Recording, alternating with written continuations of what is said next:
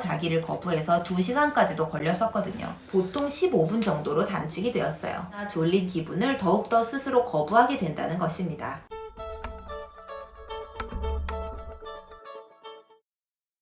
안녕하세요. 베이비 사이언스 뱃사TV의 뱃사입니다. 뱃사TV에서는 서울대 나온 엄마인 뱃사가 꼼꼼하게 엄선한 고급 육아 정보만을 전달드리고 있습니다. 어머 끙끙 그랬어? 오늘은 많은 부모님들의 고민인 잠에 대한 이야기입니다. 육아에 있어 아주 중요하고 큰 주제인데도 뱃사TV에서는 이때까지 많이 다루지는 않았었는데요. 그래서 어떤 분들은 이렇게 생각하실 수도 있을 것 같아요. 아, 다미가 되게 잘 자는 편인가 보다 하고요. 오늘은 근거 있는 육아 정보 전달에 앞서 개인적인 뱃사의 경험, 즉 다미의 수면 이야기를 좀 해볼게요. 꼼꼼하냐? 사실 그렇지는 않아요. 다미는 기질적으로 순하다기보다는 전반적으로 좀 까다로운 편이고 어릴 때는 등 센서나 잠투 정도 심한 편이어서 뱃사가 고생을 좀 했어요. 재밌다. 6개월 정도까지는 수유를 해서 많이 재우다가 8개월 정도까지는 전물잠을 떼고 안아서 흔들어서 재웠어요. 9개월이 거의 다 된 어느 날 다미가 너무너무 졸렸을 때 안아달라고 울 힘도 없었는지 그냥 누워서 스르르 잠들어 버렸어요. 그 뒤로 눕혀서 재우려고 몇 번 시도했더니 좀 울긴 했지만 안았다가 또 눕혀주고 옆에서 계속 토닥토닥 달래주니 누워서 자더라고요. 그 뒤로 최근인 한 달 전까지는 그렇게 뱃사가 옆에 누워서 재워줬어요. 보통 1시간 정도 걸렸던 것 같아요. 뱃사도 함께 잠드는 날이 많았죠. 그러다가 최근에 수면 패턴이 크게 2가지가 바뀌었는데요. 첫째, 15분 내로 빠르게 잠들게 되었다는 것. 두 번째, 다미가 침대에서 혼자 잠들게 되었다는 것이에요.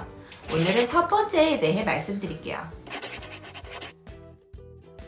먼저 첫 번째, 이건 수면 거부를 없애는 것과 관련이 있는데요. 다미가 이사를 오고 새로운 어린이집에 적응하는 기간을 거쳤어요.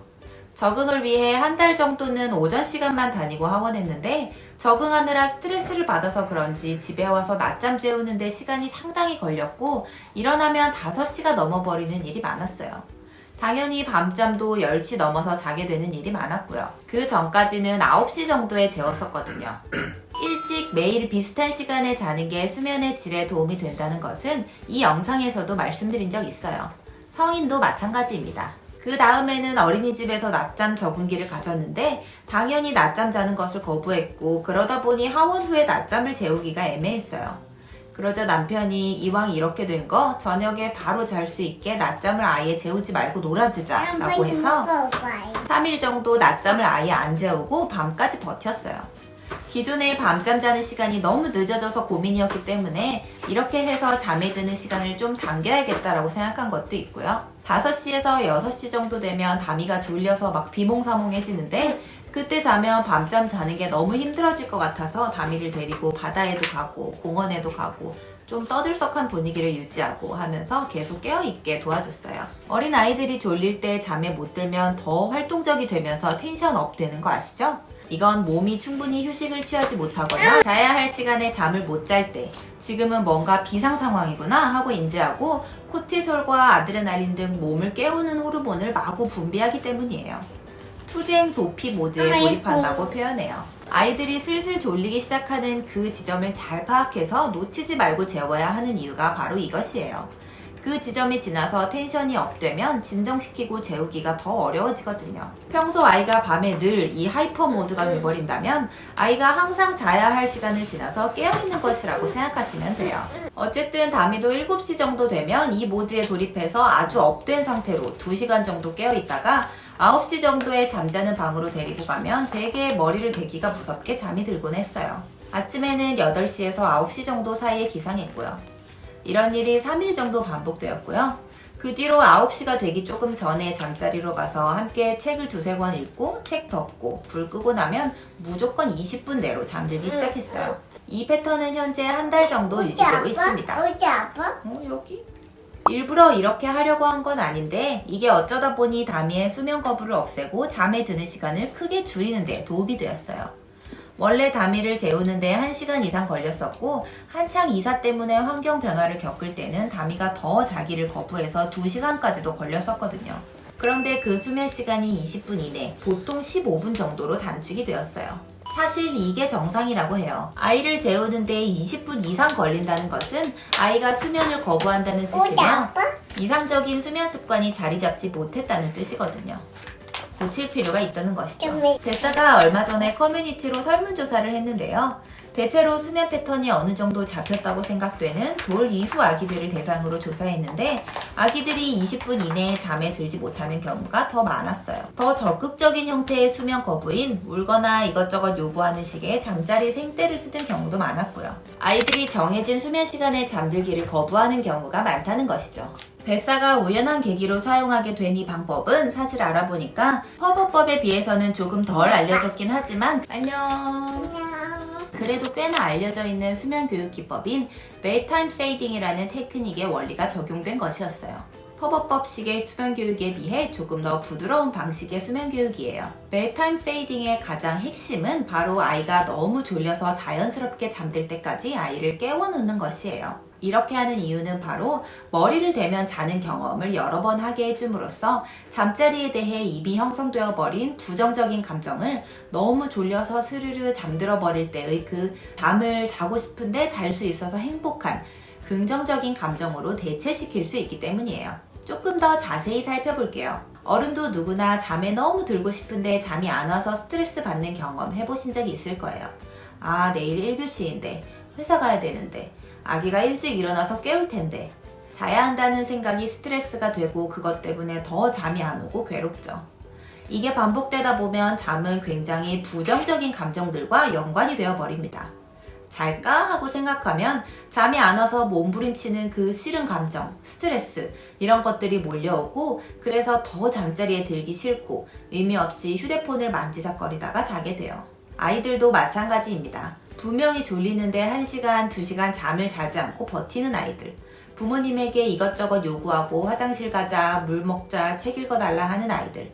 거실로 나가자고 부모님 팔을 잡아 끌고 이렇게 수면 거부를 하는 아이들은 잠과 이미 부정적인 감정들이 단단히 얽혀 있는 거예요. 특히 부모님과 자, 싫어 하는 실랑이를 항상 하는 아이라면 이렇게 오랫동안 실랑이를 하는 것 자체가 수면이식이 되어버렸을 수 있고요. 부모가 특정한 잠자리 시간을 정해놓고 그 시간 안에 아이를 재우려고 노력하다가 실패하는 경험을 여러 번 하게 되면 아이는 부모가 자러 가자고 했을 때 무의식적으로 부모님과 침대에서 벌어졌던 갈등들, 자기 싫은데 자라고 강요하는 그 실랑이, 마지막에는 부모님의 한숨이나 넋두리, 화난 얼굴을 마주해야 되는 그 스트레스로 가득한 상황들을 기대하게 되고요.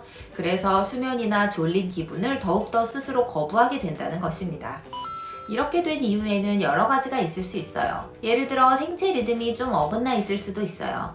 사람의 몸은 빛에 따라서 낮밤을 구분하고 코티솔이나 멜라토닌 등 잠을 깨우고 재우는 호르몬을 분비하는데요. 그래서 일찍 자고 일찍 일어나는 것, 밤에는 어둡게 하고 아침에는 밝게 하는 것, 이런 것들이 호르몬의 도움을 받아서 더 자연스럽고 수월하게 잠에 들고 깰 수 있게 도와줘요. 어떤 아이들은 너무 늦게 자고 늦게 일어나서 이 생체 리듬이 어긋나 있기도 하고요. 낮잠을 너무 늦게 자는 버릇이 있다거나 해서 밤에 충분히 졸리지 않은 상태에서 잠자리에 들게 되고 안 졸린데 자야 하는 그 부정적인 감정이 점차 쌓였을 수도 있어요. 낮잠 횟수를 줄일 때가 되었는데 계속 이전과 같은 시간에 재우려고 해서 그렇게 되었을 수도 있고요. 어둠이나 밤에 대해 심리적인 두려움을 갖고 있는 경우도 있고 자기 전에 항상 틀어져 있는 TV나 자극적인 영상 등 스크린을 많이 접해서 생체적으로 잠이 방해받고 있는데 정해진 잠 시간에 부모가 자꾸 잘 것을 강요해서 힘들어하고 있을 수도 있어요. 물론 철분 부족 등의 미네랄 부족이나 환경의 급격한 변화로 인한 불안, 스트레스 과다 등도 한번 점검해 봐야 할 요소들이고요. 뱃사가 이번에 남편의 권유로 담이 낮잠을 건너뛰어야겠다 하는 결심을 하면서 생각한 건데 다 그러신 건 아니지만 엄마들은 약간 아이의 낮잠 시간이나 밤잠 시간에 대해 좀 집착이 있지 않나요? 어디 놀러가도 아이 낮잠은 어떤 일이 있어도 재워야 하고 2시간이 걸려도 낮잠을 포기하지 않고 죽어도 재우려고 하다가 어느새 3시, 4시가 되어버리고 정해진 시간이 되면 아이가 전혀 졸린 기색이 없는데도 이제 자야 돼 하면서 불 다 끄고 아이가 울고 떼를 써도 원래 우는 거야 하면서 눈 질끔 감고 버티기도 하고요. 물론 뱃사도 일관적인 낮잠 시간과 밤잠 시간, 수면 의식 이런 것을 굉장히 중요하게 생각해요. 하지만 지금 우리 집의 상황을 객관적으로 들여다보고 이미 아이에게 수면은 싫고 무섭고 두려운 이상한 상황이 되어버렸는데도 이걸 해결해 주진 않고 계속해서 정해진 수면 시간을 강요하고만 있는 건 아닌지, 그로 인해 부모님의 스트레스도 너무 과다해지고 있진 않은지, 어떤 변화가 필요한 상황인지 점검해 보는 것은 필요해요. 그러면 이렇게 아이가 수면을 거부하게 된 상황은 어떻게 바꿔주는 게 좋을까요? 다미처럼 낮잠을 건너뛰는 식으로 시도해 보셔도 되지만 이건 그냥 개인적인 경험담일 뿐이므로 따라하시라고 권유하긴 좀 그렇고요. 비슷한 원리를 바탕으로 검증된 수면 교육 기법인 bedtime fading의 절차에 대해 상세히 알려드릴게요.